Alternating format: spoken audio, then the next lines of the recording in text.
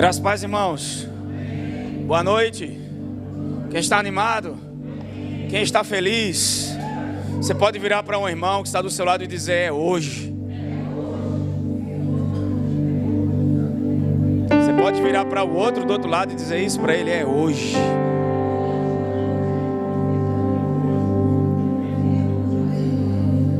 Sabe qual é o tema dessa noite?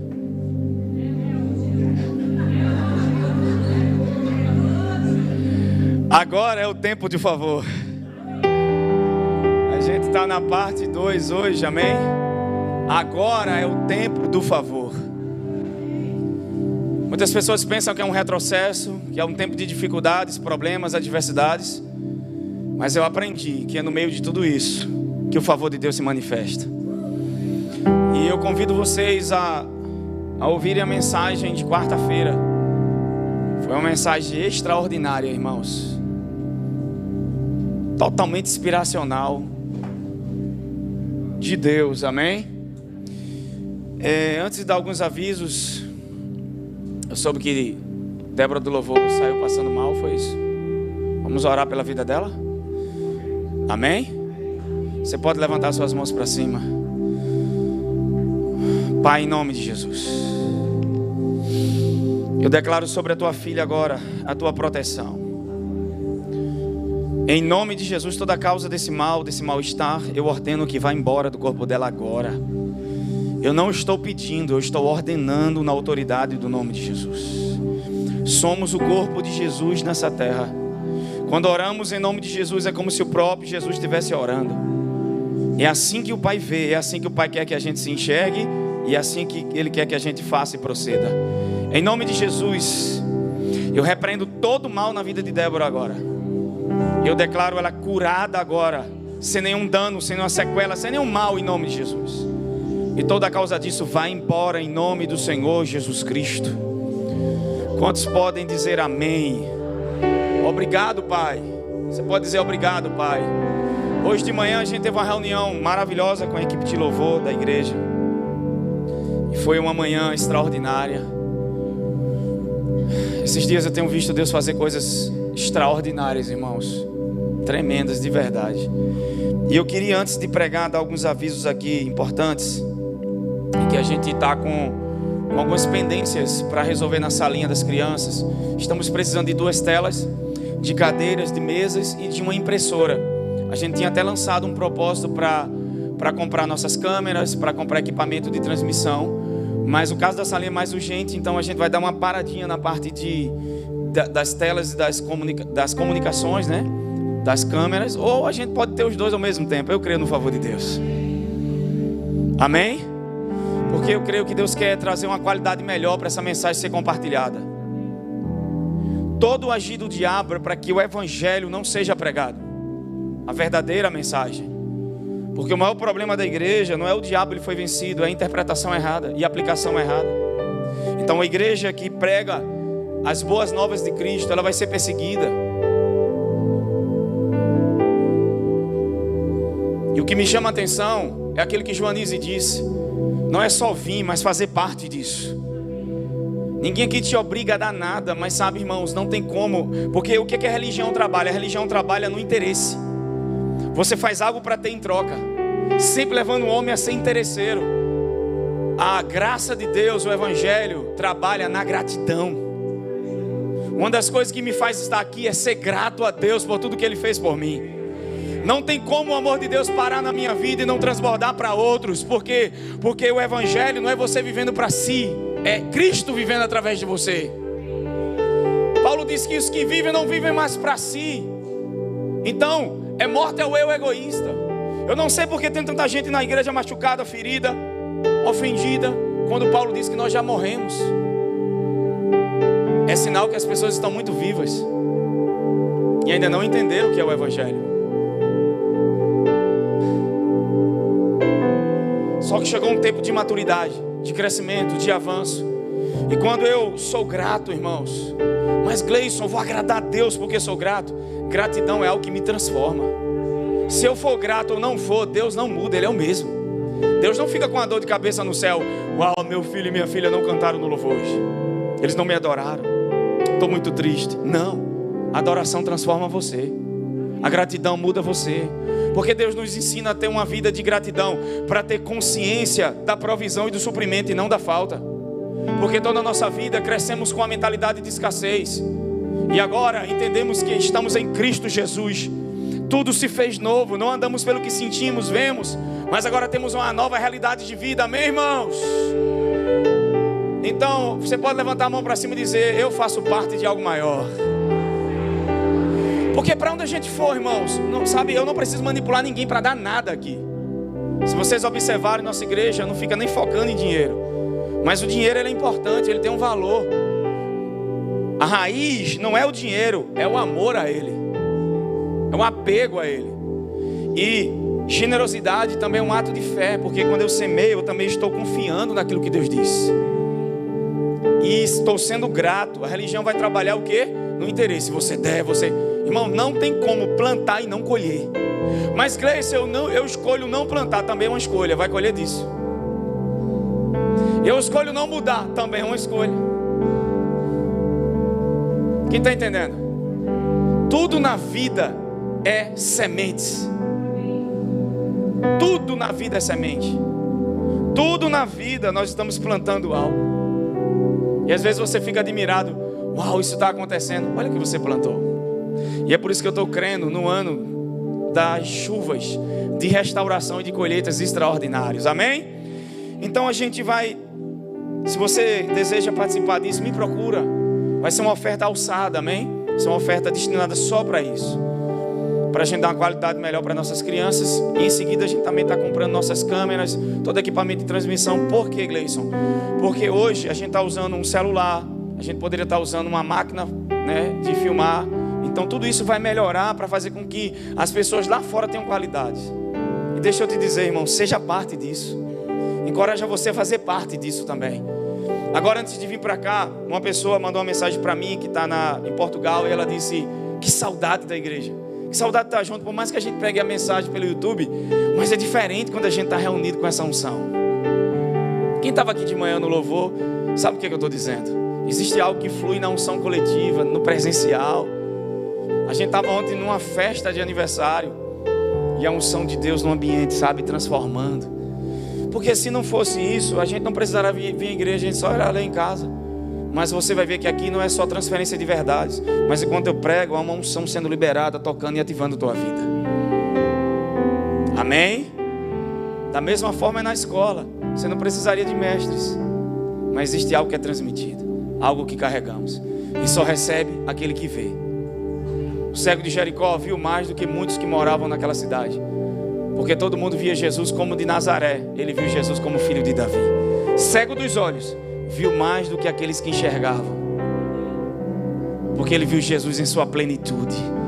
Quando você enxerga Jesus em sua plenitude, você recebe dele. O que você recebe de Jesus é a maneira como o enxerga. Se você vê ele como um Senhor, como mestre, como um servo, como um Senhor severo, você nunca vai desfrutar. Mas se você vê ele como seu Salvador, diga: ele é um Salvador maior do que os meus pecados.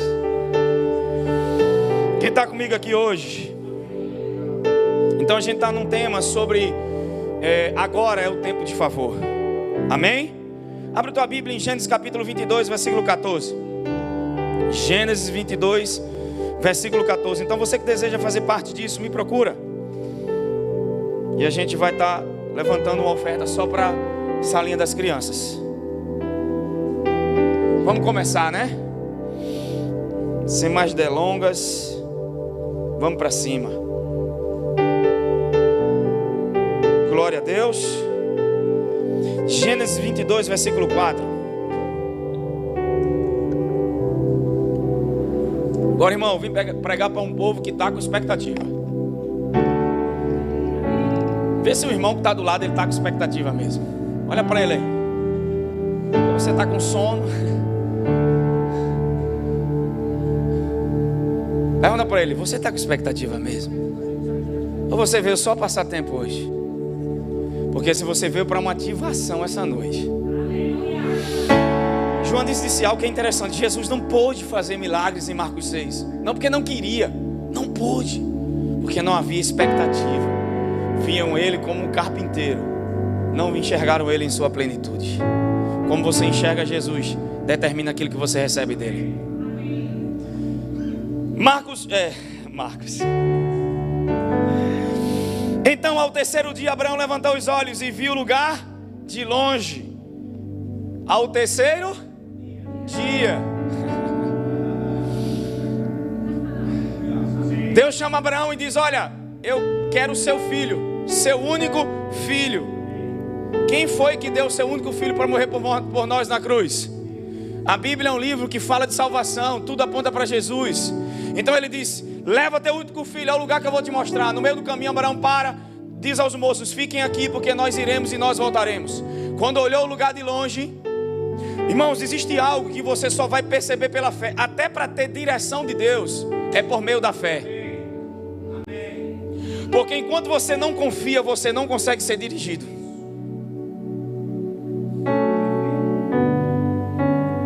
A gente fala muito sobre receber direção, ouvir a voz de Deus, mas alguém inquieto, estressado, perturbado, não vai conseguir ter a direção certa. Abraão foi confiante. No meio do caminho, Deus não diz qual é o lugar, ele levanta os olhos e percebe. Há uma coisa que vai acontecer no caminho da caminhada da fé, que você vai começar a perceber o que é e o que não é. Você vai ter certeza daquilo que Deus quer e daquilo que Deus não quer. Se é a hora certa de parar, se é a hora de continuar, se é a hora de voltar, se é para se associar, se não é para se associar. É na caminhada com Deus, nas experiências com Ele, que você vai tendo maturidade dessas certezas. Mas uma coisa eu falei semana passada: o primeiro passo não me leva aonde eu quero chegar, mas me tira de onde estou. E algumas coisas vão acontecer no percurso da caminhada, amém? Quem está comigo? Então ele levanta os olhos, ele olhou para cima. Ao terceiro dia, levantou os olhos. Deus não quer você olhando para as circunstâncias, Deus quer você olhando para cima. Só que nós somos a geração do terceiro dia. Quando Jesus ressuscitou no terceiro dia, a Bíblia diz que Ele inaugura agora uma nova vida, uma nova redenção. Por isso nós somos frutos de uma nova criação. Somos a geração do terceiro dia, ou a geração da ressurreição. Dentro de você agora já existe poder de ressurreição. Já existe vida de Deus. Já existe cura. Já existe tudo o que é necessário para você fluir nessa vida. É por isso que tudo no Evangelho é de dentro para fora e não de fora para dentro. Mas no mundo natural, nós aprendemos a ver de forma humana e natural as coisas. Só que o que é interessante, ele viu o lugar de longe e vai. Esse lugar chama-se Moreá. Lá no cume do monte, quando ele tenta matar o filho, Deus disse para ele: ei, para, Abraão. Porque Gênesis capítulo 22 diz que provou Deus a Abraão. A palavra prova ali é um ensaio. Antes de um filme ser lançado, ele é ensaiado. Antes de uma canção ser cantada, ela é ensaiada. Porque Deus estava dizendo: Abraão, eu vou fazer um ensaio com você daquilo que eu vou fazer com o meu filho na cruz. Quando Isaac pergunta: pai, eu vejo cutelo, eu vejo a lenha. Sabe o que Abraão diz? Deus proverá para si o cordeiro. Porque esse lugar alto, no Monte Moriá, acredita-se que é o mesmo lugar que Jesus foi crucificado no Gólgota. Quando Abraão vai matar Isaac, o anjo diz: não faça mal ao menino. Quando ele olhou do lado, viu um cordeiro preso pelos chifres nos arbustos de espinho. Por isso que em João 8, Jesus falando com os fariseus disse: Abraão viu meu dia e se alegrou. Aí os fariseus disseram: ele não tem nem 40 anos, nem 50 anos, como é que ele viu Abraão? Como é que Abraão viu ele? Ele disse: antes de Abraão eu sou. Quando foi que Abraão viu Cristo? Quando ele viu aquele cordeiro, ele viu o sacrifício. Só que Abraão declara assim: no monte de Deus se provê. Ele declara que aquele lugar é chamado Jeová Jirê. Pega o dedo de profeta e olha para alguém e diga assim: toda a provisão de Deus vem desse lugar, do sacrifício de Cristo, daquilo que Jesus consumou na cruz. Tudo já está provido nesse lugar, amém? Quem está comigo? Aleluia. A obra consumada de Jesus já providenciou tudo. O Calvário já providenciou tudo: perdão de pecados, dom da justiça, cura, salvação, prosperidade. Todas as coisas estão lá providas. Por isso que provisão é visão antecipada. Você não pode receber o que não vê. Deus sempre vai trabalhar na tua visão, nas imaginações do teu coração, nas imagens que você carrega de si mesmo. Porque tem muita gente que estuda a palavra até se anima, como a Bíblia diz na parábola da semente. Aí alguém diz: o diabo está me roubando. Não, o diabo não tem poder para te roubar. O trabalho do diabo é desconectar o teu coração da palavra, fazendo você se distrair com notícias, com coisas e com problemas, para que a palavra não chegue ao teu coração. Porque se a palavra de Deus chegar na boa terra, vai produzir a 30, a 60 e a 100 por um. Há algo que só a palavra de Deus produz. Você se acorda sem força alguma e recebe a palavra, por força vem. Salmo 107, versículo 20: enviou a sua palavra e os curou e os livrou daquilo que era mortal. Tudo que eles precisavam era de cura, porque Deus envia a palavra. Porque quando a palavra manifesta, a cura se manifesta. Antes de qualquer milagre, Deus vai te dar a palavra dele. E alguém pode envergonhar o diabo essa noite, levantar a sua mão mais alto que puder e dizer assim: Deus é fiel para cumprir toda a palavra que me prometeu. Diga: Deus vai cumprir toda a palavra. Aleluia. Então desse lugar vem provisão. Se Deus não fosse o Jeová Jireh, o seu nome não seria El Shaddai. Quem está comigo? Só que você não imagina como Deus vai te fazer crescer, como Deus vai operar. E é por isso que a gente precisa aprender muita coisa com o Senhor. Mateus capítulo 6, vamos lá. Mateus 6. Aleluia.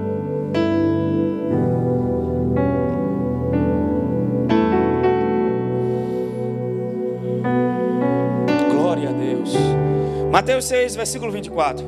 Ninguém pode servir a dois mestres, pois ou ele odiará um ou amará o outro, ou será leal a um ou desprezará o outro. Uma das coisas que eu aprendi é que quando a necessidade surgir, a graça vai estar lá para te suprir.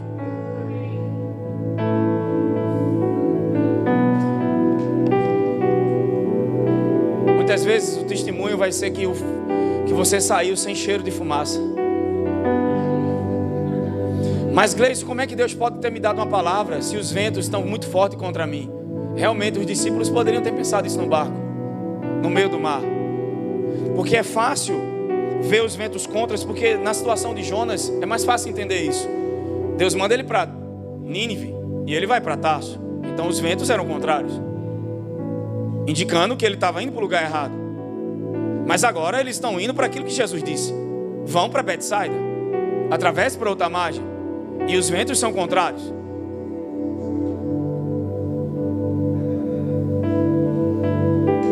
Mas eu achava que por ter vindo à igreja eu não ia passar pressão. Por crer em Deus eu não vou ter nada contra. Irmãos, percebe que fé é resultado da entrega e não da vontade própria. E se os ventos contrários, a resistência é a prova que aquilo que Deus falou para você tem algo extraordinário do outro lado. Porque a gente acha que só vai haver resistência. Essa resistência é porque realmente não é da vontade de Deus. Por ser da vontade de Deus é que vai surgir coisas. Haverão resistências, mas a resistência também produz revelação. Porque os mesmos ventos que são contra é os que levam a voz de Jesus. Nos momentos de tempestades você vai ter uma sensibilidade que não teria em outras estações.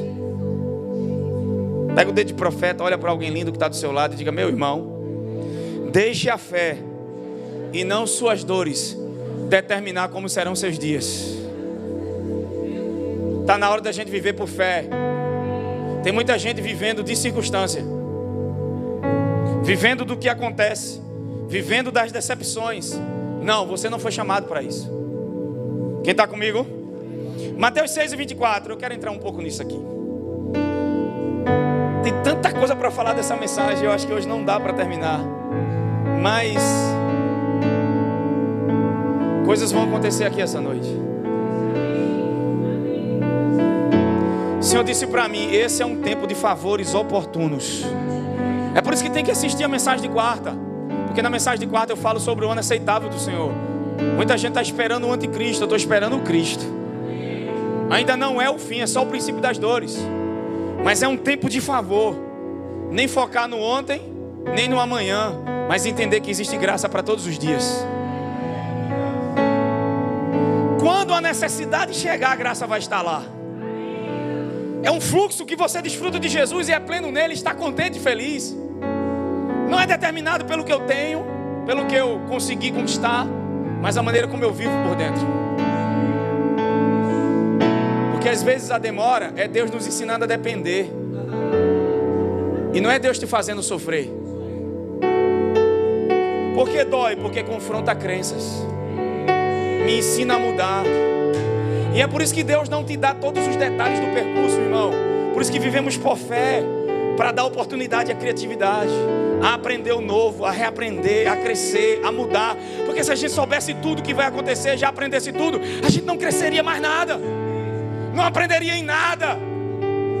Então não se trata do que acontece comigo, mas do que está acontecendo em mim.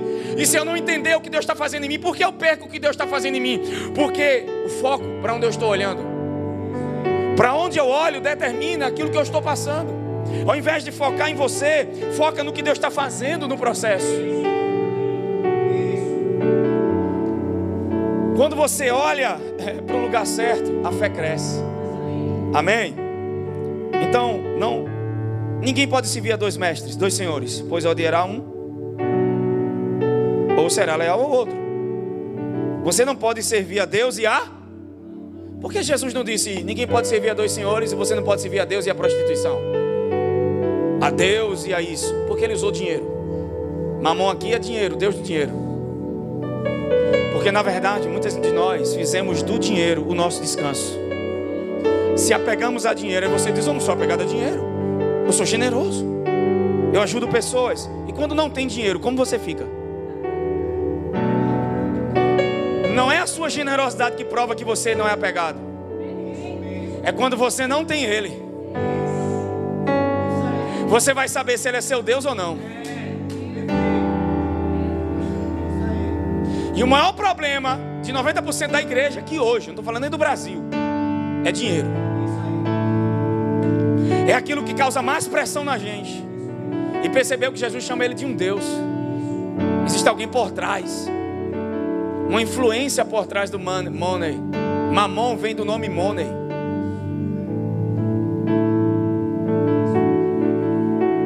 Deus quer que a gente viva uma vida desprendida, despreocupada. Não é uma vida irresponsável. É necessário planejar, se organizar, amém? Mas confiar em Deus e não no planejamento.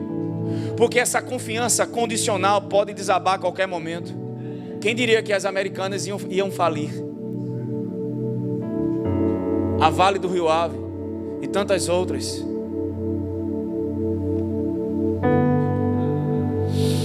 Eu conheço um recurso e uma conexão que não depende de nada terreno.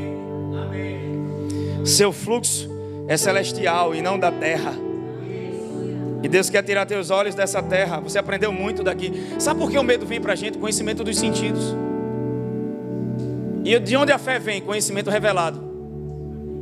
Conhecereis a verdade e a verdade vos... Não é conhecer de saber, é conhecer de apropriação. Senão todo mundo ouvia, eita, eu ouvi, fui liberto. Não foi. Vamos lá, irmão, deixa eu pegar. Quem está comigo? Diga assim, quando eu vivo a partir da verdadeira vida, tudo que eu faço é saudável. A gente precisa entender que o homem está buscando identidade em muitos lugares, mas não na sua verdadeira origem. E é por isso que a gente vê tanta gente machucada na igreja, porque as pessoas buscam identidade nos dons. O apostolado, o pastoreio é minha função, não é quem eu sou. Eu sou filho e minha identidade está em Cristo. Se você buscar identidade no ministério, você vai se frustrar. Se você buscar identidade em pessoas, é por isso que as pessoas se machucam tanto com as outras, porque elas buscam identidade nas amizades, e quando a amizade faz algo errado, ela se frustra. Que tal acordar de manhã e entender que você tem um dom da vida e dizer, uau, independente do que as pessoas fazem, eu sou feliz. Ninguém me machuca, ninguém me fere, eu estou bem. Quem está comigo aqui hoje, irmão? Quem está comigo aqui hoje? Diga glória a Deus. Então vamos lá. Mamon aqui se refere a dinheiro, amém? Não podemos servir a Deus e ao dinheiro. Mas isso não significa que a gente tem que ser pobre, miserável, ou carente quando servimos a Deus. Tem nada a ver com isso. Tem a ver em você ter coisas e as coisas não ter você. É sobre isso. Versículo de Marcos capítulo 10, vamos lá. 10, versículo 28 ao 30. Toda pessoa que seguia a Deus nunca teve falta de nada na Bíblia. Então, quando Deus está dizendo que não tem como servir a Deus ao dinheiro, Ele está falando que está por trás do dinheiro. O amor ao dinheiro, o apego ao dinheiro. Você tem que confiar em Jesus. Sua plenitude vem da identidade de Jesus. Senão o que satisfaz você é uma casa própria. Aí você compra uma casa, compra uma chácara, você compra um carro, você compra coisas. E aí com 3 meses sua alegria já passou. Essas coisas é para a gente usufruir. Deus quer que a gente usufrua, amém? Deus quer que você tenha o melhor para dar até os outros, irmãos. Porque toda a bênção de Deus não para em nós. É de nós para a humanidade. Esse é o fluxo. Mas uma coisa é ter o coração em coisa, e as coisas ter você, o dinheiro ter você. Olha o que Jesus fala sobre dinheiro, vê que coisa interessante.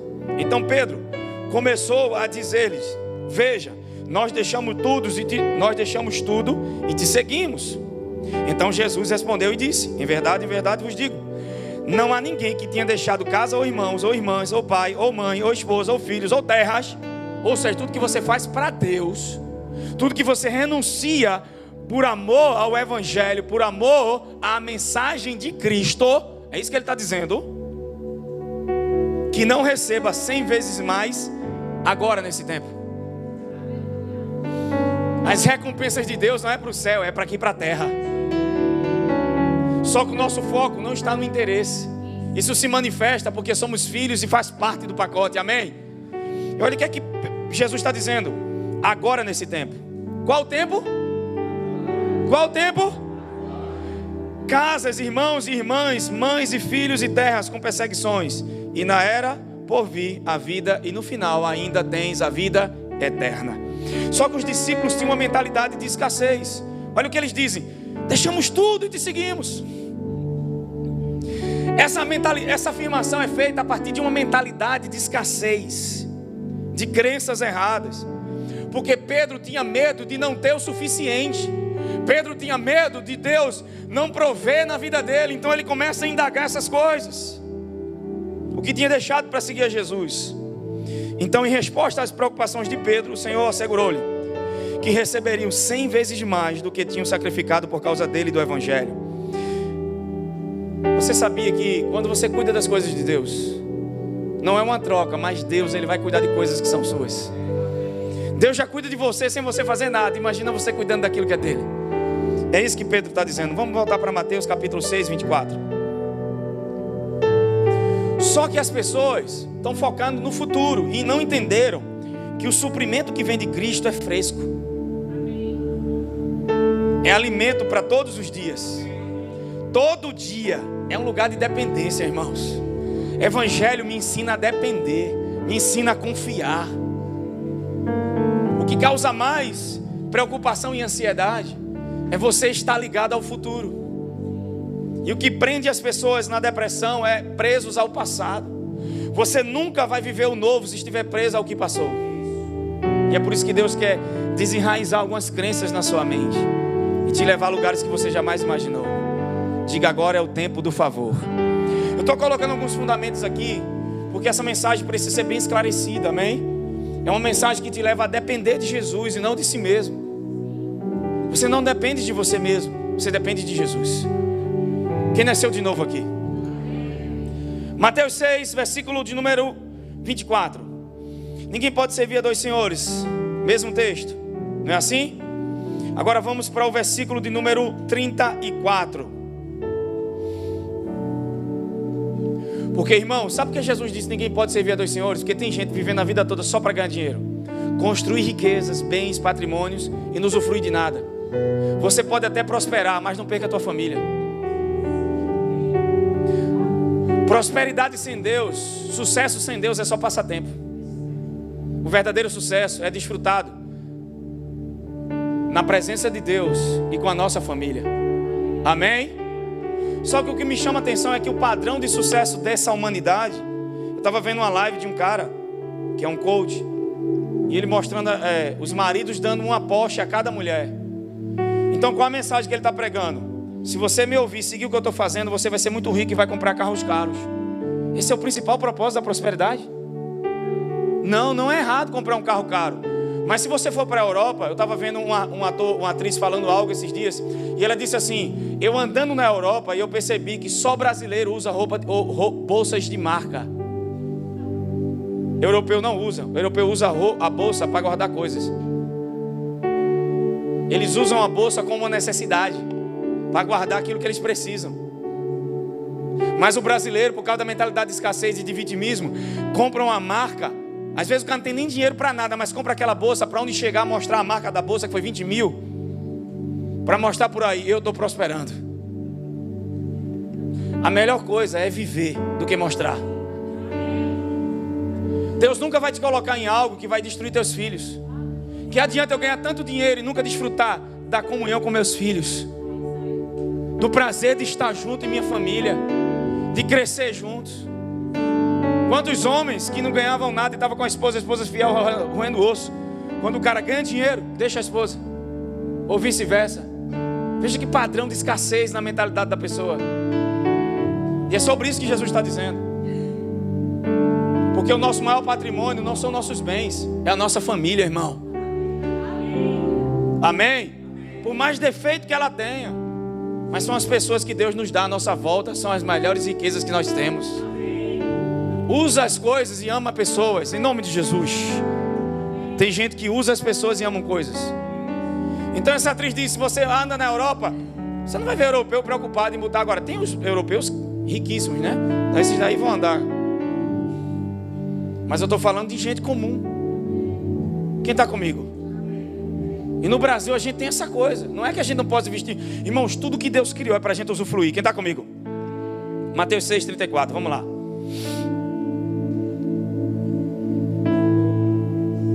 Um relógio caro não traz paz para você.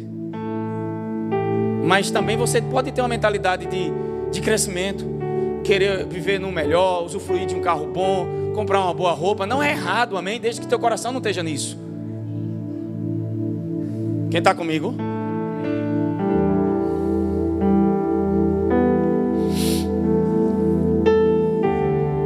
Porque o estresse que o dinheiro gera para você conquistar ele. Caramba! Tanta gente que não tem tempo para nada. É trabalho. Quando chegar com 80 anos de idade vai usufruir. É isso? É vida? Sério, irmão? Diga: Deus quer que eu viva no agora. Mateus 6,34. Portanto, não se preocupe com o amanhã, pois o amanhã se preocupará com suas próprias coisas. E outra tradução diz: o amanhã terá o suficiente para o dia. Suficiente para o dia é o seu próprio problema. Em outra tradução, mas eu gosto dessa aqui, ó. Portanto, não se preocupe com o amanhã, pois o amanhã se preocupará com suas próprias coisas. Para de viver no futuro, está na hora de viver no agora. Planeje, se organize, mas viva no hoje, no dia de cada vez. Nós estamos vivendo um tempo de muito favor, de oportunidades sobrenaturais. Mas a gente precisa entender que graça é um fluxo para hoje, é alimento fresco para hoje, amém? Lucas capítulo 9, versículo 16, vamos lá. Aleluia. Deus quer que você viva no presente. Quando você aprender que a provisão flui da presença de Jesus, que o fluxo sai da presença de Jesus, você vai depender mais de Jesus e menos de você. Entenda algo aqui, vamos lá. A seguir tomou 5 pães e 2 peixes, e erguendo os olhos ao céu, os abençoou e os deu aos seus discípulos para que o distribuísse à multidão. Então todos comeram e ficaram. Quem foi que acabou aqui, a necessidade ou a provisão? As bênçãos de Deus é para você ficar satisfeito. Deus quer que você pegue ao máximo e fique satisfeito. Deus não vai deixar você sofrendo, mendigando, passando fome. Não, essa não é a vontade de Deus, amém? Essa ideia de que eu tenho que sofrer, passar miséria, não vem da Bíblia, vem de uma cultura. O que agrada a Deus é você receber o que Jesus fez. Mas o nosso coração não está em coisa, está nele. Porque se não estiver nele, você não vai estar contente com aquilo que ele te deu. Porque existem processos para cada área da nossa vida. Que tal já agradecer pelo que tem? Porque aqui o que o discípulo despreza é aquilo que Jesus agradece. Você nunca vai reconhecer o que tem se olha para aquilo que falta. Então todos comeram e ficaram. Olha as bênçãos de Deus como vem. A necessidade estava lá, a provisão chega, todos comem e ficam satisfeitos. Mas não só satisfeitos, ainda sobra. O que Deus está fazendo não é só te alimentar, mas fazer com que sobre, para você ainda abençoar pessoas. Eu estou pregando essa mensagem porque esses dias Deus disse para mim: o maior problema do ser humano é as crenças de escassez que estão na mente deles. E você pode ir para onde for, o problema não é o que está no bolso, é o que está aqui. E Deus quer transformar isso. Deus quer mudar a sua maneira de pensar. Amém? Porque se tirar toda a riqueza de alguém que é muito rico, ele não fica pobre. Porque não é sobre o que ele tem, é quem ele é. Você vai entender. E ficaram satisfeitos, e sobrou 12 cestos, que foram recolhidos por eles. Primeira coisa que Jesus fez aqui, ele recebeu os 5 pães e 2 peixes. Está na hora de você receber aquilo que te pertence. Segunda coisa, ele olhou para o céu. Para de olhar para a falta, olha para o lugar que vem a provisão. A graça sempre te faz ter uma mentalidade de provisão e de suprimento, e não de escassez. A lei aponta para o que falta, a graça aponta para o que já foi provido. Olha para cima e não para baixo. Ele abençoou e deu graças. Que tal você já começar a agradecer pelo que tem? Quem pode agradecer o Senhor hoje pelo que já tem? Porque eu garanto a você que tem alguém que queria viver a tua vida. Alguém queria estar no teu lugar. Alguém queria ter a saúde que você tem. Que tal agradecer hoje? Na maioria das vezes a felicidade é opcional. É a maneira como eu vivo. Por isso que muita gente não tem desfrutado de alegria. Porque eles não entendem que você já pode ser feliz e ser grato. Porque uma atitude de gratidão me transforma e desarma o inferno. Porque a gratidão não vai fazer Deus fazer mais por mim. Porque Deus não muda, mas em mim produz algo. Me liberta de um sistema de meritocracia, onde eu aprendi a ter tudo no meu esforço. Agora eu entendo que eu não mereço, é por isso que eu agradeço. Ele partiu os pães. Irmãos, pega algo aqui, versículo 16, vamos lá. Ele deu comida. Tudo partiu dele. Amém? Tudo partiu dele, amém? E ainda disseram: é só um lanche de um garoto, não é suficiente para que todo mundo tenha um pedaço. E a solução deles ainda foi pensar em comprar comida, porque a nossa mentalidade natural vai buscar recurso natural. Mas a tua mentalidade tem que ser do céu e não da terra. Jesus, que tem uma mentalidade de reino, ele não se move pela mentalidade terrena. Onde a gente vai comprar comida para todo mundo? Olha a maneira de arrumar a provisão. Onde a gente vai comprar? E mesmo que compre, como cada um vai ter um pedaço? O que é isso diante de toda essa multidão? Esse milagre aqui, irmãos, quanto mais eu leio, mais a revelação vem.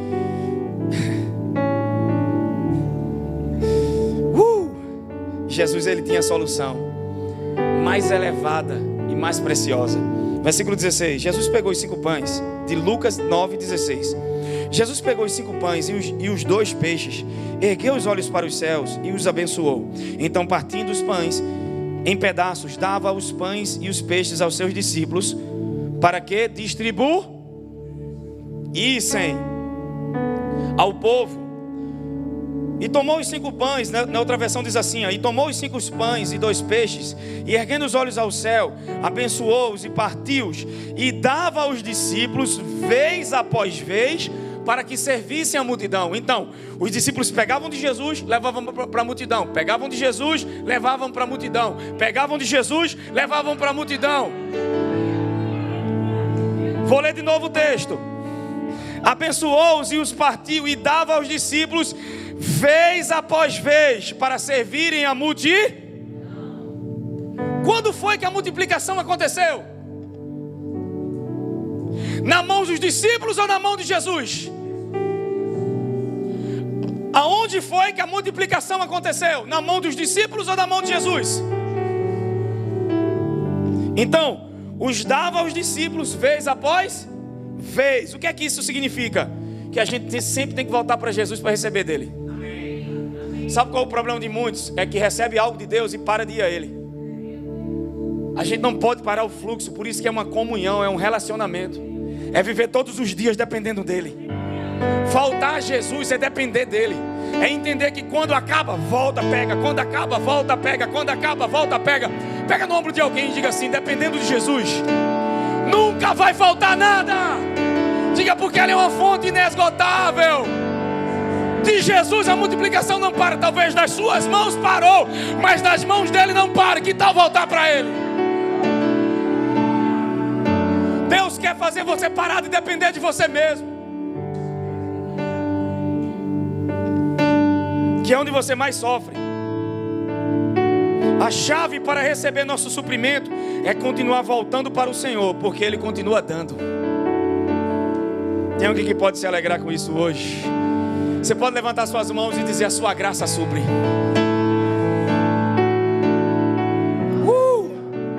Todo suprimento vem da presença de Jesus. Só que o que é interessante, essa é a primeira multiplicação. Na primeira multiplicação foram 5.000. Quantas pessoas? Quantas pessoas? 5.000 pessoas. Na segunda multiplicação foi 4.000. Marcos capítulo 8, vai lá.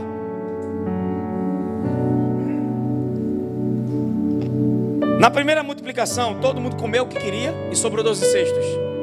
Tinha mais gente e menos provisão. Mas olha o que aconteceu na segunda multiplicação. Houveram 2 vezes a multiplicação dos pães. Naqueles dias, Marcos capítulo 8, versículo 1. Naqueles dias, uma grande multidão novamente se ajuntou.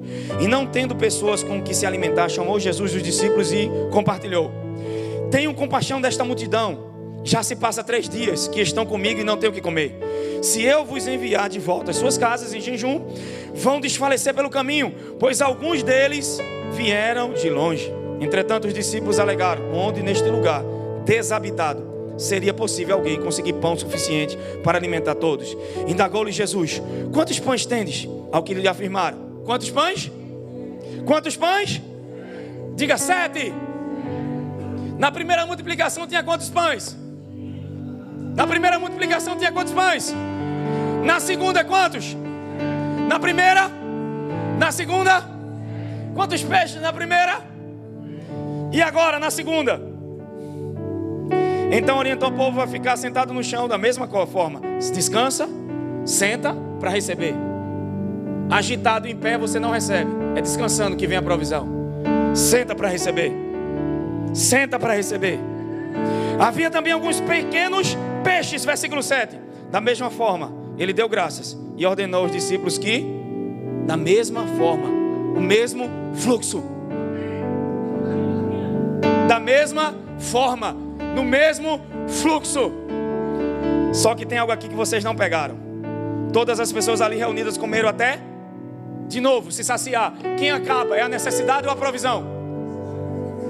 Comeram o tanto que queriam. Deus quer que você desfrute dessa vida. Coma o tanto que quer e ainda vai sobrar. E ainda recolheram 7 cestos grandes, cheios de pedaços que... Quantos cestos? Deixa eu fazer uma multiplicação aqui. Primeira multiplicação: 5 pães e 2 peixes. Tinha quantas pessoas? 5.000 pessoas. Quantos cestos sobraram? 12. Segunda multiplicação tinha 4.000 pessoas. Só que tinha mais provisão. Tinha uns peixes e tinha 7 pães. No natural, onde tem mais provisão e menos gente, é para sobrar mais.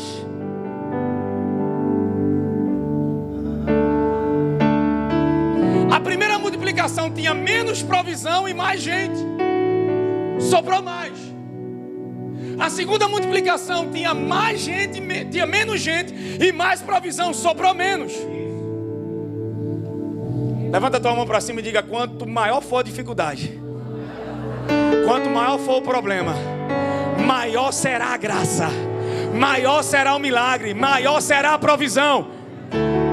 Sabe o que é que determina se algo vai ser grande ou pequeno na tua vida? O tamanho do problema. Deus, Ele não faz algo de acordo com a natureza humana. O trabalhar de Deus é sempre maior nas maiores dificuldades. Aonde houve mais gente e menos provisão, sobrou mais pão. Mas aonde tinha mais pão e menos gente, sobrou menos. Vê que coisa louca. Porque o que é que a gente pensa? Ah, tem menos, então vai acontecer menor. Não, o que Deus está dizendo para você hoje é que as provisões de Deus e os milagres que Ele vai fazer não dependem da circunstância. Quanto maior o nível de problema e de dificuldade, mais graça de Deus e maior será a graça na tua vida. Diga assim: fé não é Deus fazer o que eu quero. Diga: fé é Deus fazer o que eu preciso. João capítulo 5, rapidinho, abre lá.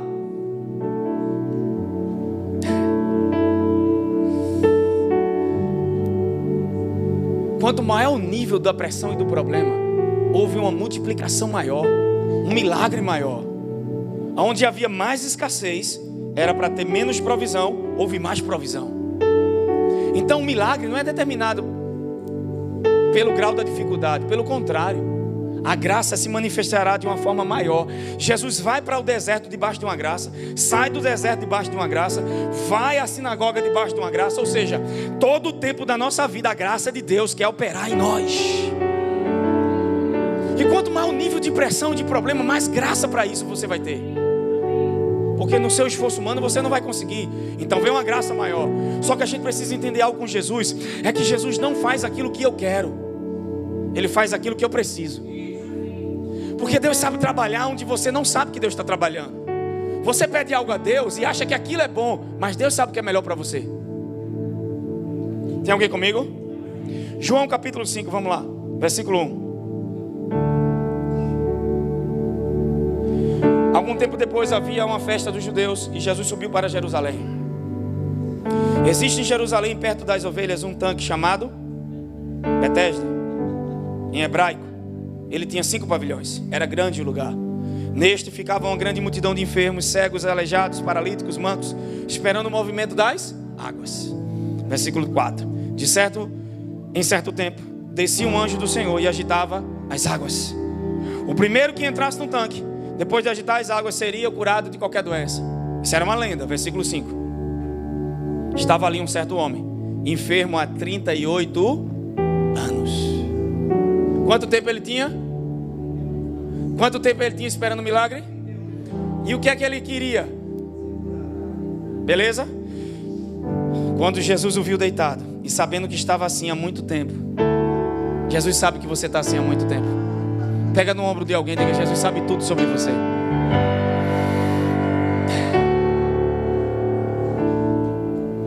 Perguntou-lhe: queres ser curado? O cara ia dizer: você está me achando com cara de idiota? Tem sentido a pergunta de Jesus? Tem sentido? Tem sentido a pergunta de Jesus? Sim ou não? No plano natural não, mas para aquele que conhece a raiz de todas as coisas, sabe tudo, sim. Porque o homem desejava algo e Jesus não fez o que ele queria. Jesus tocou nele, orou por ele, botou a mão nele, fumigou as pernas. O que é que Jesus fez? Versículo 7. Ordenou Jesus: quer ser curado o Senhor? Toda vez que eu vou, alguém passa. Jesus, eu não perguntei o que acontece com você.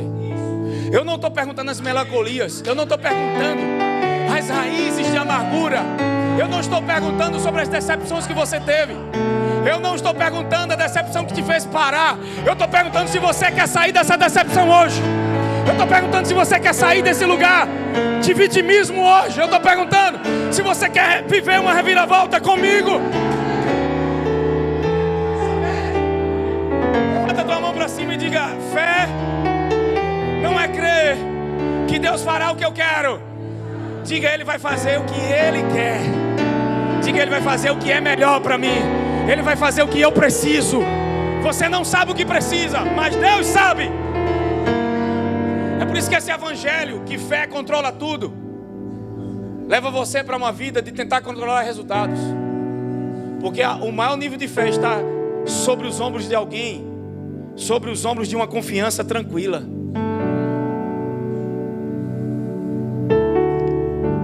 Porque ou você vive das suas dores ou vai viver da sua fé.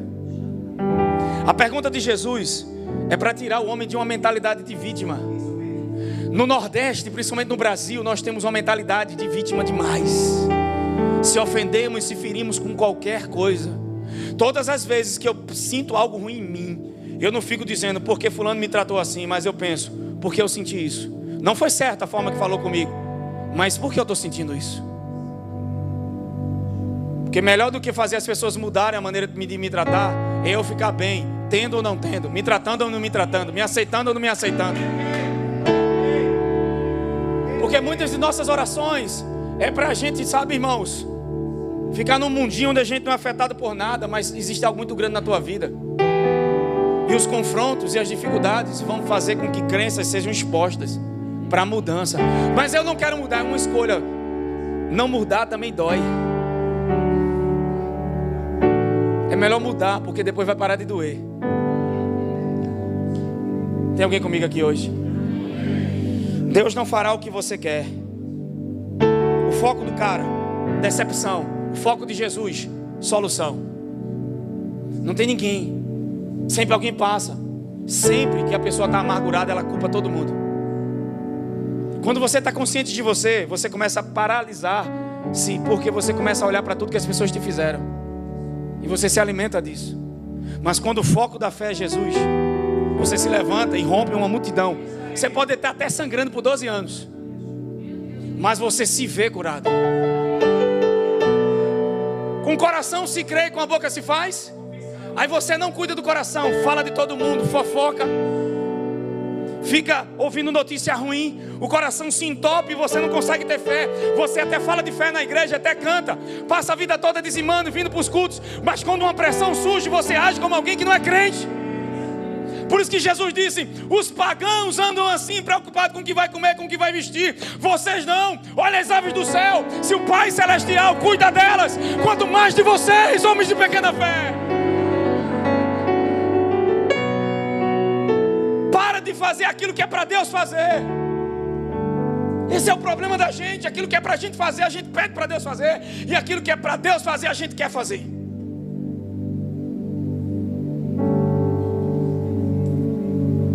O que você medita, o que você fala, trabalha muito no teu coração.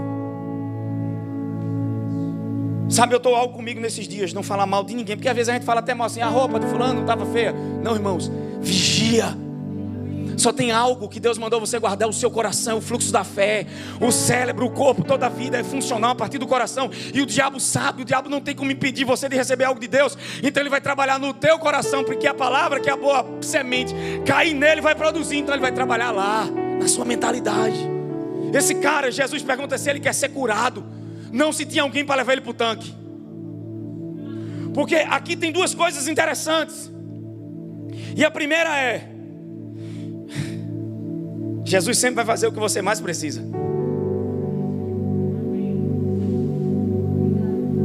Você pode pegar o dedinho de profeta, olhar para alguém e dizer: Jesus está te levando para aquilo que você precisa. Você quer ir para o tanque, Jesus quer te levar para a cura. Porque existe uma coisa que a igreja não aprendeu: obras mortas e boas obras. O que são obras mortas e boas obras? Há uma diferença, parece ser muito parecidas as duas coisas, parecem ser iguais, mas não é. Porque há uma diferença entre um esforço para se levantar e outro esforço para ir para o tanque. Existe um esforço para se levantar na voz de comando que Jesus deu, e existe um esforço para ir para o tanque. É duas coisas diferentes. Quem está comigo? O que são boas obras? São quando Jesus te disser algo, você obedece o que Ele falou para fazer. E o que são obras mortas? Aquilo que eu faço do meu desejo sem ouvir Jesus falar. Tudo aquilo que... Sabe qual é o problema da gente? Deus disse para mim, tem muita gente perdendo milagres, porque quando Jesus fala, não obedece. Sabe o que Maria disse no milagre do vinho, da transformação de água em vinho? Faça tudo o que Ele lhe disser para fazer. Pedro não pescou a noite toda. Jesus falou, ele lançou a rede sobre a palavra de Jesus. O que aconteceu? Um transbordar, não foi assim? Segundo ponto: boas obras sempre são obras de obediência do que Jesus pediu para você fazer. Muitas coisas que Jesus te pediu para fazer vai confrontar, vai ofender o seu pensamento racional.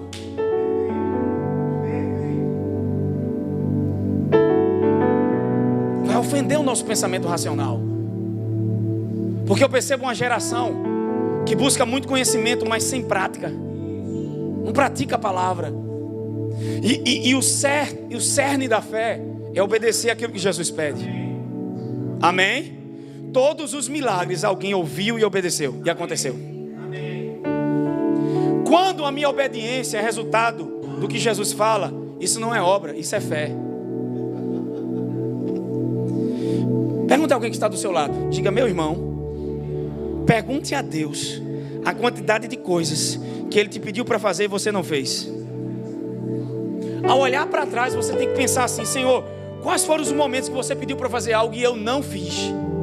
Porque tem um monte de coisas que você não fez, que Jesus pediu. Às vezes são simples coisas. Quem está comigo? Quem está comigo? Só que algo acontece.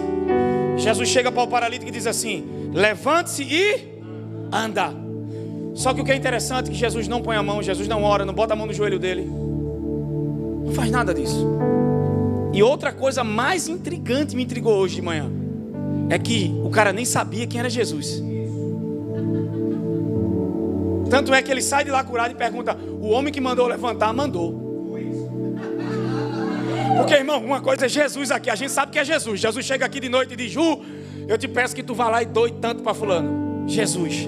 E uma pessoa que tu nunca viste na tua vida chega diante de um tanque, olha para tu, de 38 anos tu querendo ser curado. Ele faz: quer ser curado? A pergunta está dizendo: fé não é você querer que eu faça o que você quer, mas é o que você precisa. Para ser curado das pernas físicas, você tem que ser curado de algo interno em você. A Bíblia diz que quando o homem se viu curado, andou, porque a paralisia não era física. Os maiores problemas que você tem não é falta de dinheiro, é suas crenças. E Deus quer te curar por dentro, para que quando essa coisa fora se estabeleça, isso não te roube mais. Oh my God. Isso é tão sério, porque isso tem mudado minha vida e a maneira de viver. Paulo disse: eu sei ter, sei não ter. Crescimento é algo invisível, plantio é algo invisível, ninguém vê.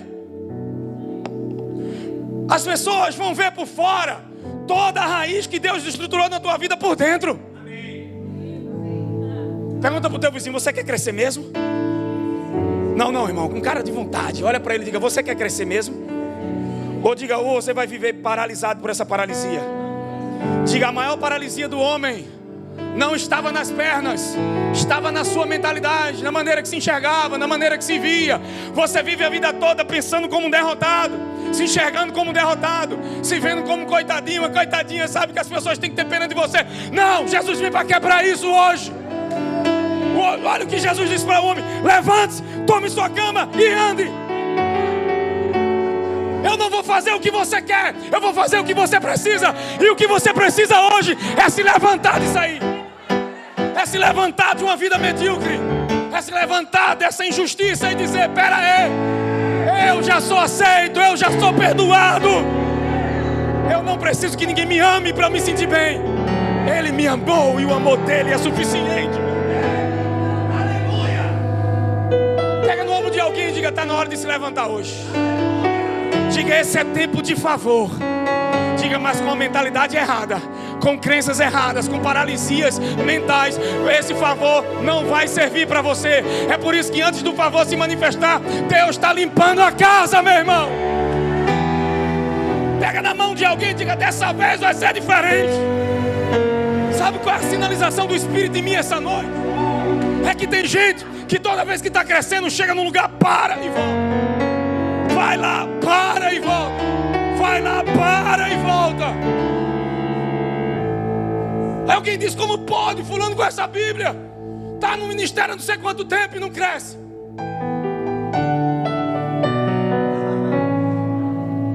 Por causa de quê? Da palavra que não funciona? De uma paralisia que não é física.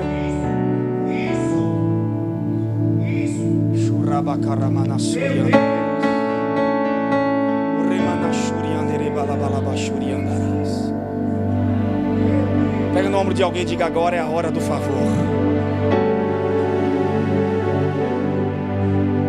Atos capítulo 3, por favor, versículo 1, coloca aí. E aqui eu encerro. Vou soltar para casa. Amém.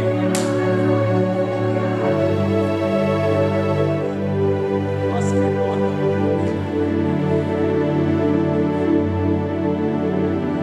Pega no ombro de alguém e diga: agora vai esquentar mesmo. Diga: porque chega de uma vida medíocre. Olha para ele e diga: chega de uma vida de faltas. Chega de uma vida de escassez.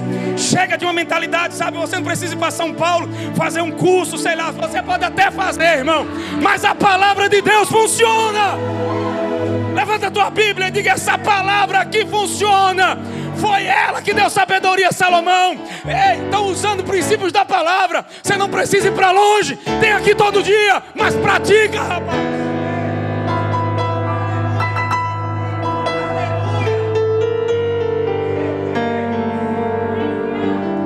Pessoas querendo ter o que você tem. Olha o que Jesus disse: levante-se. Jesus não ficou passando a mão nas feridas de carência afetiva do cara. Jesus olhou para ele e disse: fé. Olha, levanta a tua mão e diga: fé é um posicionamento por dentro. É você chegar, ficar indignado e dizer: hoje eu não vou viver isso. Eu não vou parar, eu não vou retroceder. Eu não sou dos que retrocedem. Eu sou daqueles que avançam. Entra num órgão, vai no meio do caminho, pá, desiste, volta. Não, chega! Quem sofre é você. Porque se você não vai, Deus levanta outro e vai cumprir. Mas você deixou de usufruir de coisas que faziam parte do teu propósito, do teu destino. Levante sua mão e diga: não vou procrastinar mais. De novo, não vou procrastinar mais. Porque se o Espírito Santo pode fazer isso, meu irmão, tem gente pagando cursos caros aí para ser desbloqueado. Faça cursos, se aperfeiçoe, estude, melhore. Mas ninguém, nem nada pode ocupar o lugar do Espírito Santo e a palavra de Deus na tua vida.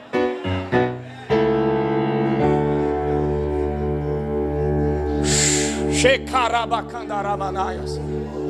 Rumanashekandarabasuryandekandaras. Repressão, papai. Meu Deus do céu, Deus quer transformar a mentalidade de campeões, de gigantes.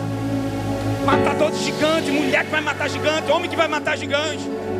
Não uma mentalidade de vida, mas não tem ninguém me ajuda, ninguém. Eu tenho Jesus, eu tenho uma palavra da parte dele. E ele nem sabia quem era Jesus e você sabe quem ele é. Meu Deus do céu, irmão. Confronta por dentro. Mexe com as crenças. Porque Deus quer que a gente cresça. Atos 3, versículo 1, vamos lá. Certa ocasião, Pedro e João estavam subindo ao templo para a hora nona. Isto é, às 3 horas da tarde. Aconteceu que um homem, aleijado de nascença, estava carregado para um dos portões do templo, chamado Porta. Todos os dias o colocavam ali para pedir esmolas aos que entravam no... Quando viu que Pedro e João iam entrar no templo, pediu que lhe desse uma esmola. Fixando os olhos, fixando nele o olhar, Pedro, em companhia de João, disse: olha para nós. E o homem olhou para eles com atenção, na expectativa de receber alguma ajuda. Qual era a expectativa do homem? Uma esmola, uma ajudinha. Diga: evangelho, não me dá esmolas, porque a esmola tem uma voz. Amanhã você tem que voltar. Evangelho não é uma ajudinha que Deus me dá. Evangelho é o que me muda. Evangelho é o que me levanta. Só que, irmãos, esse homem, por passar 40 anos vivendo algo, a mentalidade dele estava trabalhando para o que é comum. A expectativa dele estava em moedas. Mas existe um tempo de favor oportuno. Pega no ombro de alguém e diga: existe um tempo de Kairos. Diga: um momento de Kairos te levará a uma explosão, te levará a uma mudança radical, te levará a níveis que você jamais sonhou. Um momento de Kairos. Não aconteceu ainda, mas eu estou aqui orando, crendo. Crenças estão sendo tiradas. Estou buscando ao Senhor, estou aprendendo a palavra. E quando eu entrar no tempo de Kairos, meu velho, existem coisas que tem um tempo determinado. Existem coisas que tem um tempo certo. Eu falei isso quarta-feira. 40 anos, todos os dias ia para lá. E sempre a mente dele estava esperando o que era comum. Mas nesse dia, olha só o que aconteceu. A expectativa de receber uma ajuda. Então, Pedro afirmou: não tenho prata, nem... Olha para o teu vizinho e diga: meu irmão, não é sobre dinheiro, é sobre quem você tem. Eu não tenho prata porque dinheiro não muda a condição desse homem. Dinheiro não muda a condição desse homem. Mas o evangelho que eu carrego, meu Deus do céu. Pegue em alguém e diga: você não tem noção do evangelho que você carrega. Você não tem noção do poder que está sobre a tua vida. Você não tem noção daquilo que Deus depositou em você. O que está em você, quando for liberado, vai levantar vidas, vai levantar pessoas, vai transformar vidas, irmão. É por isso que o diabo está se levantando contra você, lutando contra a tua vida. E olha que coisa interessante. Não tenho prata nem ouro, mas o que eu tenho, eu, em nome de Jesus. O que é que ele disse? O que é que ele disse? Pega na mão de alguém que está do seu lado e diga: está na hora de se levantar, meu irmão. Diga: meu irmão, perceba, o homem esperava moedas, o que era comum. Diga: a mesma coisa tinha acontecido por 40 anos. Diga: eu não sei por quanto tempo você está nessa situação, mas nessa noite, o Deus que supera expectativas, o Deus que promove tempos de Kairos, tempos oportunos, está dizendo para você: se prepare, porque um momento de favor vai te levar anos além.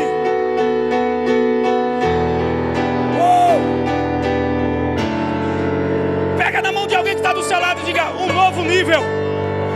Um novo nível. Pega na mão dele e diga: Deus está te levantando e te levando para onde você nunca esteve. Pode ter levado 40 anos, 30 anos, 10 anos, 1 ano, meses. Essa é a noite que Deus está dizendo: eu vou levar você a um nível muito mais alto. Pega na mão de alguém, que esse negócio aqui vai ser profeta. Estou sentindo isso, irmão. Pega na mão e segura. Crente de verdade, segura na mão do outro, rapaz. Segura na mão dele e diga: agora vai ser diferente. Segura.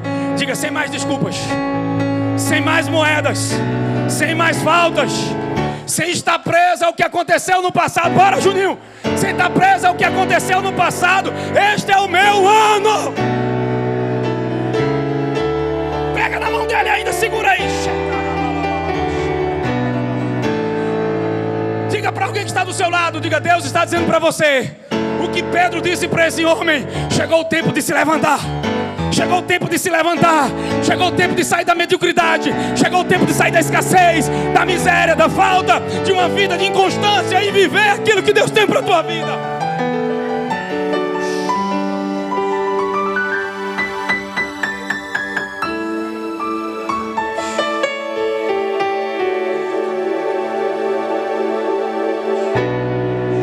Eu me lembrei esses dias, meu irmão Frank criou um cachorro chamado Confronto. Confronto pesava 66 quilos. Só de músculo, Dinho.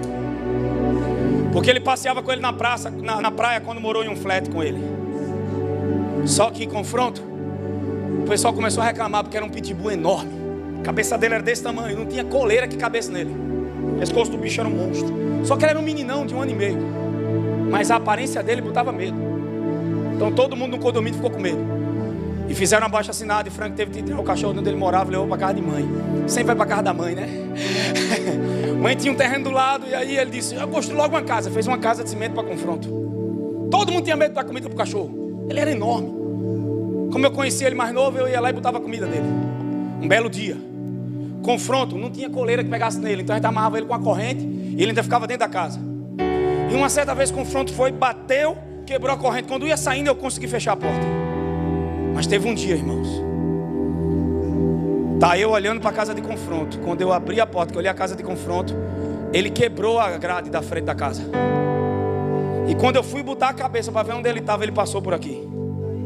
Quando o confronto passou por aqui, ele foi para a rua. Quando ele saiu do beco da casa da minha mãe, que entrou na rua, meu amigo, os meninos da rua, quando viram o confronto, parecia que estava vendo um leão da selva. Olha, até uma senhorinha que vinha com a bolsa de compra, porque confronto viu o cachorro e foi atrás. E ela estava vindo, quando ela viu aquele bicho, ela subiu numa árvore, irmão. Todo mundo na rua correu para dentro das casas. Ninguém ficou na frente de confronto. E aí Deus falou comigo, pega na mão do teu irmão. Toda vez que confronto tentava fugir, alguém impedia. Pega na mão de alguém e diga, hoje não. Confronto olhou para mim, Pata, e disse, hoje não. Pega na mão de alguém que está do seu lado e diga, hoje ninguém me segura. Hoje grade nenhuma vai me prender, corrente nenhuma vai me segurar. Hoje não. Olha para alguém e diga, hoje não, irmão. Eu não vim para uma celebração comum, hoje não. Foi até hoje, hoje não. Hoje não, hoje não. Meu Deus do céu. Tem algo sendo gerado no reino do Espírito aqui essa noite. Você pode pegar a mão do seu irmão e levantar ele de pé e dizer, hoje não. Vai, levanta ele, levanta ele. Levanta ele e diga, hoje não. Hoje é a minha vez, chegou o meu tempo, chegou a minha hora. Hoje não. Vendinho, traz o louvor.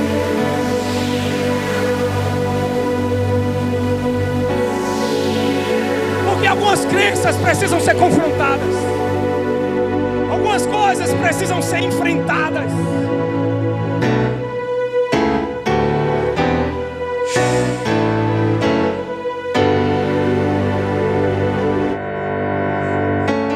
Dessa vez não. Hoje não, Juneu. Há momentos da gente ser tranquilo, calmo. Vocês precisam conhecer pastora Ju indignada. Eu não entro nem no quarto. Ela foi lesada em algo. Aquela mulher doce, aquela mulher tranquila, aquela mulher leite, fina. Quando uma pessoa tentou lesar ela em uma situação, ela tomou uma postura que eu olhei para ela. Uau, a doce Juliana. Uau, a Lady Juliana. Porque há momento de ser Lady, há momento de ser doce, mas há momento de se levantar para confrontar. Há momento de você olhar para o diabo e dizer, não vai ficar uma unha na sua mão. Aquele homem, sabe por que ele se levantou? Porque um posicionamento interno aconteceu. Chama-se fé. E Deus disse para mim, da forma que Juliana ficou indignada, é assim que eu quero você indignado com as coisas, com relação à minha palavra. Tem alguém animado aqui essa noite? É só provisão. Cantar, quero ir a se prover de novo. Irá se prover de novo, eu poderia estar. Uma das duas aí. Jeová Jirei. Isso. Porque eu não sei a letra, irmão. E fica, entendeu? Eu tô elétrico, eu tô coisado, eu tô.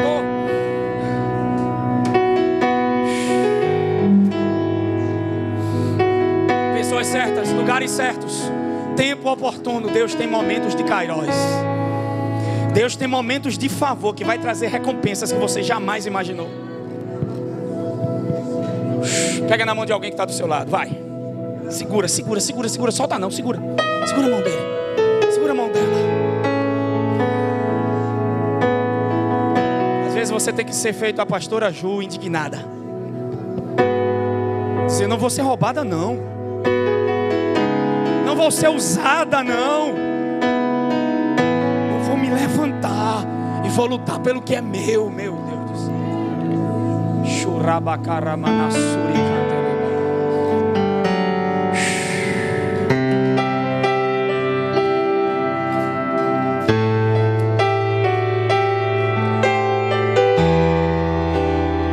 Chegou a hora de pessoas aqui se levantarem.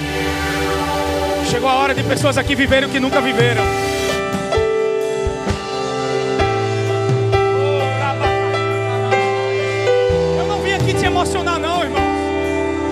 debaixo de uma palavra profética de Deus para vocês.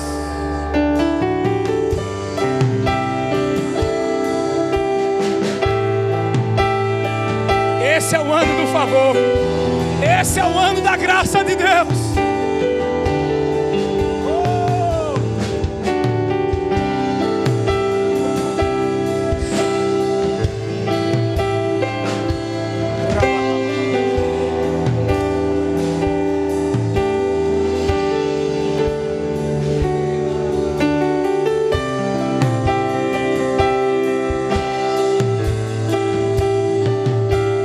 Renda graças ao Senhor.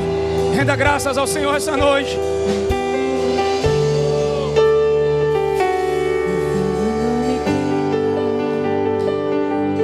As águas não vão afundar, pois estás comigo. Meu Deus. Não estou sozinho, eu estou guardado no esconderijo. Não estou sozinho, tu estás comigo. Temer porque se eu estou guardado por quem nunca perdeu batalha, seu nome é Jeová Jireh, irás prover de novo. Eu creio em ti. Haja o que houver, venha o que vier, irás prover de novo. Eu creio em ti. Eu não vivo do que vejo, vivo do que creio, irás prover de novo. Eu creio em ti. Fogo não me queima, as águas não vão afundar, pois estás comigo. Não estou sozinho, eu estou guardado no esconderijo. Não estou sozinho, tu estás comigo. Temer porque se eu estou guardado por quem nunca perdeu batalha, seu nome é Jeová Jireh, irás prover de novo. Eu creio em ti. Haja o que houver, venha o que vier, irás prover de novo. Eu creio em ti. Eu não vivo do que vejo, Levante suas mãos, igreja. vivo do Vamos. que creio, irás prover de novo. Tem alguém que acredita aqui hoje? Eu creio em ti.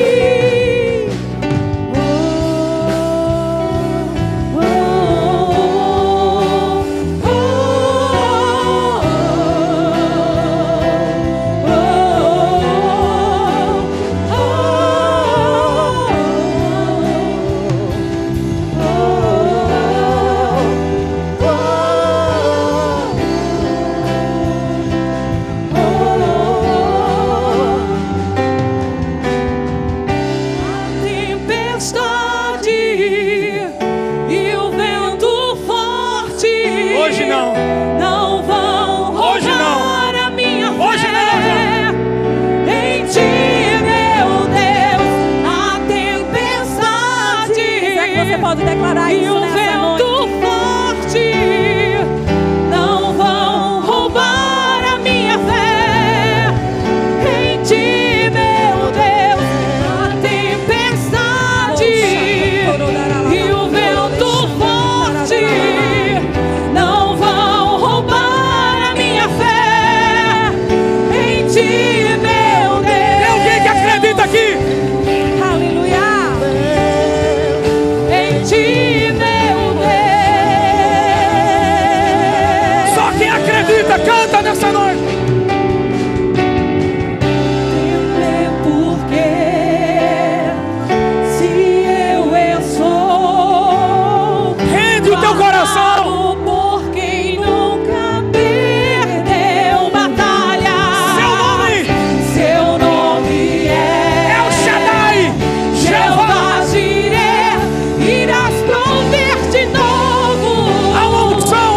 acontecendo aqui hoje.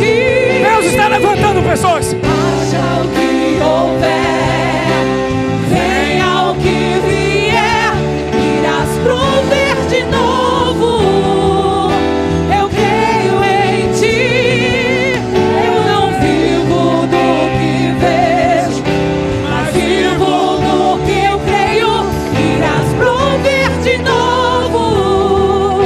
Eu creio em ti. Ninguém vai te segurar. Levante suas duas mãos para cima agora. Tem uma unção ativando coisas aqui. Pessoas estão sendo desbloqueadas para o propósito. Ninguém vai te segurar dessa vez. Todas as correntes, todas as prisões que te limitam, eu vejo no reino do Espírito. Assim como aquele confronto, aquele pitbull saiu rompendo. Deus está dizendo hoje para vocês: levante as mãos. Ninguém vai te segurar. Sem mais faltas, sem mais moedas, sem mais distrações. Ninguém vai te segurar. Ninguém vai te deter nunca mais. É algo no reino do Espírito e opera no reino natural. Por isso que você está sentindo o que está sentindo. Uma vontade de correr, uma vontade de sair quebrando tudo, uma vontade de sair empurrando tudo que está na frente. É dentro de você a inconformidade. Isso que você viveu a vida toda te prendendo, te paralisando. O Espírito de Deus e a voz de Jesus te diz: levante, levante-se, levante-se. É por dentro, é por dentro. É por dentro. Recebe. Recebe agora. Agora. Agora. Agora, igreja. Agora. Agora. Agora. Agora. E o vento forte não vão roubar a minha fé. Tem algo sobrenatural. Em ti, meu Deus, a tempestade e o vento forte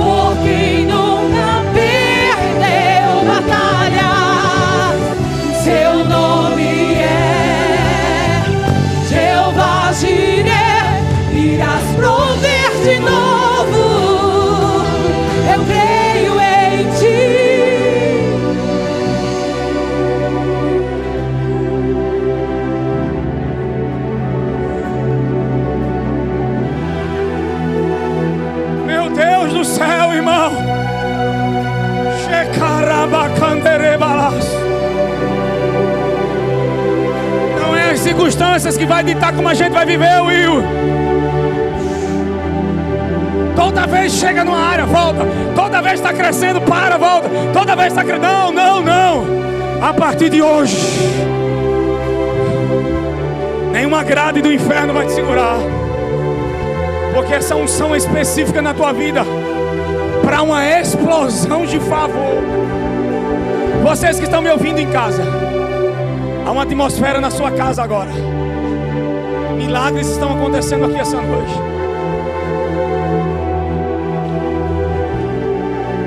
Coloca a mão no seu coração e diga: Pai, obrigado.